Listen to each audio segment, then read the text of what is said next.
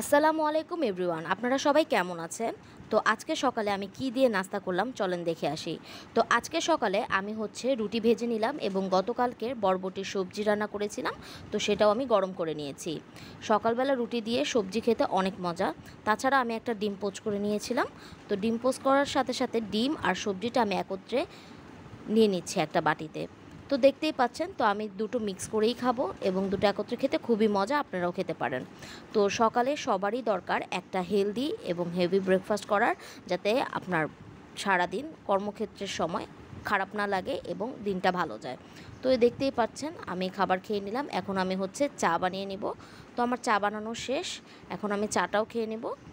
তো যারা এখন পর্যন্ত আমার চ্যানেলটি সাবস্ক্রাইব করেনি, অবশ্যই সাবস্ক্রাইব করে আমার পাশে থাকবেন। ধন্যবাদ সবাইকে আমার ভিডিওটি দেখার জন্য। এই দেখতেই পাচ্ছেন আমার চা। তো আমি এখন চাটাও খেয়ে নিচ্ছি।